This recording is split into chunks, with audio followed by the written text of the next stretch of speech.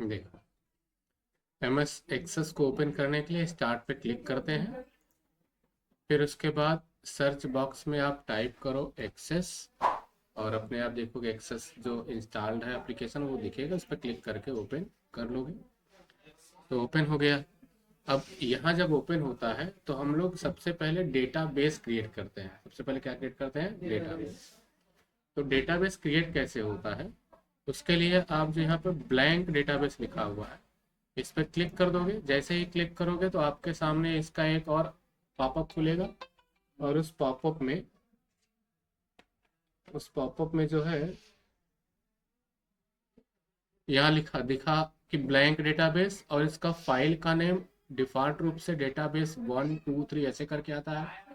यहाँ पर 3 क्यों आ रहा है? क्योंकि पहले से ही 1 और 2 बनाया जा चुका है, इसलिए डेटाबेस 3 करके आ रहा है। आप इसका नाम चेंज कर सकते हैं।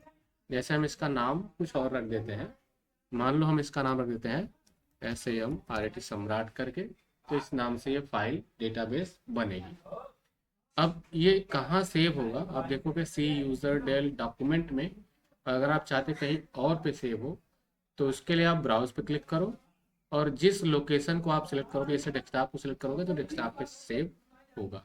तो मैंने यहाँ पर देखो नाम रखा है, और माइक्रोसॉफ्ट एक्सेस 7 to 16 डेटाबेस करके सेव होगा, क्रिएट कर लिया। अच्छा, जब ये सेव होने लगता है तो आप इसको देखिए एक्सटेंशन आता है .acc यानी एक्सेस, DB यानी डेटाबेस। तो एक्सेस का जो एक्सटेंशन होता है डेटाबेस का वो .acc.db होता है। क्रिएट पे दबाओगे और डेटाबेस बन गई। अब यहाँ पर उसका नाम दिखा रहा है सम्राट.acc.db, और वो डेटाबेस हमारे डेस्कटॉप पे सेव भी है, देख लो यहाँ पर। तो इसको बोलते हैं डेटाबेस क्रिएट करना। अब अगर आपको फिर से कोई और नई डेटाबेस क्रिएट करनी है तो आप फाइल पे जाओ, फिर से न्यू पे क्लिक करो, और न्यू पे क्लिक करोगे तो आप देखोगे यहाँ पर आ रहा है ना। अब इस पर क्लिक कर दो। अगर आप न्यू पे नहीं क्लिक करोगे होम पर तो भी यहाँ पर ब्लैंक डेटाबेस दिखाएगा, और आप क्लिक करोगे और फिर से नया आप चाहो तो डेटाबेस बना सकते हैं। अलग अलग सॉफ्टवेयर के लिए अलग डेटाबेस बनाना पड़ता है। तो फिलहाल अभी हमने डेटाबेस बनाना सीख लिया। कैसे बनाएंगे डेटाबेस समझ में आ गया। अच्छा, जब डेटाबेस कोई बनता है तो ऑटोमेटिक ये टेबल 1 अपने आप आता है। अगर आपको लगता है कि ये मुझे कहाँ से आता है ये जानना है तो आप इसको पहले क्लोज कर दो, एंड उसके बाद देखोगे ये सारी चीज़ें ऑफ हो गई, क्योंकि कोई भी टेबल ना कुछ सेलेक्ट है। क्रिएट पे जाओगे और यहाँ पे लिखा है टेबल, इस पर जस्ट क्लिक कर दो। क्लिक करते ही फिर से हमारे पास टेबल 1 करके आ जाती है। ये जो टैब है इसका नाम टेबल 1 है। इसका भी नाम आप बदल सकते हैं कुछ टाइम जब इसको फाइल को आप सेव कर रहे होंगे। ठीक है, तो सेव करने के लिए आप तो या चाहे फाइल पे जाओ, सेव पे क्लिक करो, ठीक है, तब टेबल का नाम सेव करने को मांगेगा, या तो फिर आप कीबोर्ड से Ctrl+S दबाओ तब सेव करने को मांगेगा, या फिर एक और भी तरीका है, आप जैसे इसको क्लोज करोगे तो नहीं मांगा। इसका वजह क्या वो जानते हो? वो क्योंकि हमने टेबल में कोई भी अपडेट या कोई भी चेंजेस नहीं किया था, इसलिए वो सेव करने को नहीं मांगा। तो पहले हम क्लोज वाला समझने के लिए कुछ इसमें बदलते हैं। क्या बदलते हैं? मान लो हम इसके अंदर एक और फील्ड ऐड करना चाहते हैं। अभी समझो फील्ड क्या है, क्योंकि जरूरी है फील्ड जानना। तो फील्ड का मतलब ये हो गया कि जो यहाँ पर आईडी लिख के आ रहा है, क्लिक टू ऐड लिख के आ रहा है, ये कॉलम ऊपर से लेकर नीचे तक, उसको फील्ड कहते हैं। और जो इस तरीके से इधर चल रहा है इसको बोलते हैं रो। रो यानी कि रिकॉर्ड। टेबल में फील्ड और रिकॉर्ड रहता है ना। तो अगर इस पे बनाना है कोई भी एक, तो आप पहले मान लो मैंने शॉर्ट टेक्स्ट ले लिया। अब ये जो आ रहा है ये है क्या? इसको बोलते हैं डेटा टाइप। ये सब क्या है? Data type. ठीक है, फिर से बता रहा हूँ, अभी वो सिलेबस में आ गया ना।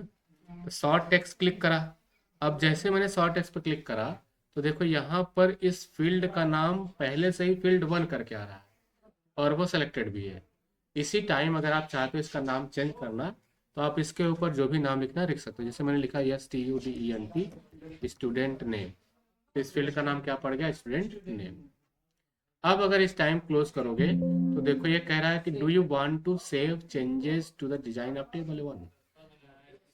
ये इस टेबल 1 में जो आपने डिजाइन को चेंजेस किया हुआ है, क्या उसको सेव करना चाहते हो? अगर यस कर दोगे तो सेव करने को कहेगा, नो कर दोगे तो नहीं सेव करने को कहेगा, बंद हो जाएगा।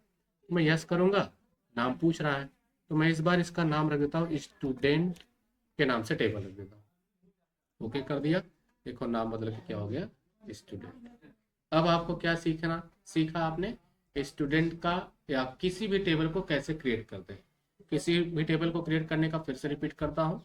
अगर आपको क्रिएट करना है टेबल, तो आप जाओ क्रिएट टैब पर क्लिक करो और टेबल्स ग्रुप में जाओ। टेबल्स ग्रुप में यहाँ पर 3 चीज़ें हैं, अभी तो फिलहाल मैं टेबल के बारे में बता रहा हूँ। टेबल पर क्लिक करो, डिफ़ॉल्ट रूप में लिख करके आएगा टेबल 1। उसमें जो कुछ भी आपको फील्ड ऐड करना है आप इस पर क्लिक करो, उसका डेटा टाइप लो, उस फील्ड का नाम डालो और ऐसे करते करते आप आगे बढ़ जाओ टेबल। फिर उसके बाद सेव करना रहेगा तो क्लोज पे दबाओगे और सेव हो जाएगा, या फिर आप कंट्रोल एस दबा के नाम डाल के उसको सेव कर सकते हैं। अब बात करते हैं कि जब हम टेबल बना रहे हैं, तो टेबल जो बना रहे हैं उसको 2 तरीके से बना सकते हैं। जो ये टेबल है ना, इस टेबल को हम 2 तरीके से डिजाइन कर सकते हैं। पहला तरीका जो अभी मैंने किया कि क्लिक टू ऐड पे जब क्लिक करा तो यहाँ पर मुझे सारे डेटा टाइप आ गए जो इस एक्सेस के अंदर थे, और उसमें से मैंने किसी एक डेटा टाइप को लिया, क्योंकि मुझे पता है कि इस फील्ड के अंदर मुझे कौन सी डेटा चाहिए। अगर मुझे नेम चाहिए तो उसका टेक्स्ट टाइप डेटा होगा, अगर कोई नंबर चाहिए, ठीक है, अगर अगर मुझे जो है नंबर चाहिए तो जैसे वहाँ पे मोबाइल नंबर चाहिए तो मैं नंबर का डेटा टाइप लूँगा। तो मुझे डेटा को देख करके उसका टाइप पता लग रहा होता है और मैं उसी टाइप को सिलेक्ट कर लेता हूँ।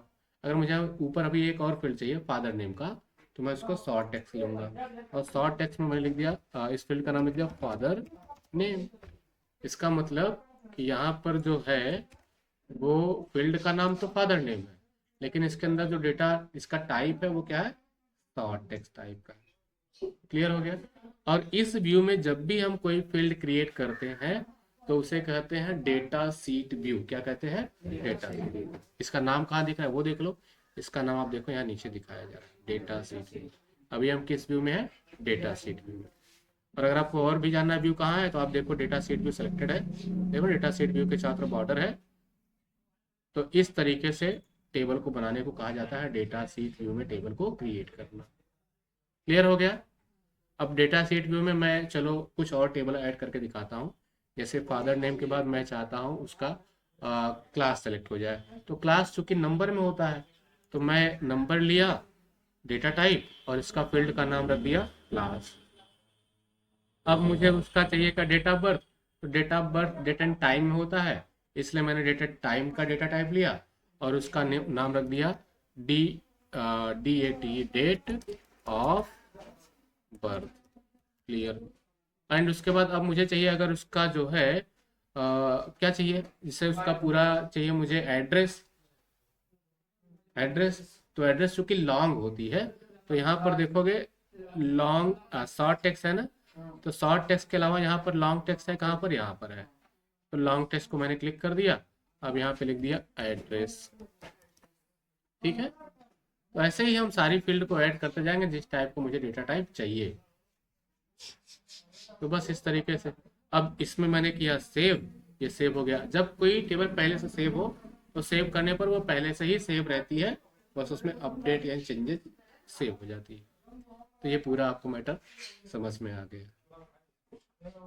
इसके अंदर डेटा कैसे डाला जाएगा और कैसे उसको हम बाकी सारा काम करेंगे, उसमें अपडेट करेंगे, डिलीट करेंगे, वो सब अगले बार में आपको बताया जाएगा। तो अभी के लिए इतना ही, प्रैक्टिस कर लो, टेबल बना लो फटाफट जो भी करना है ना।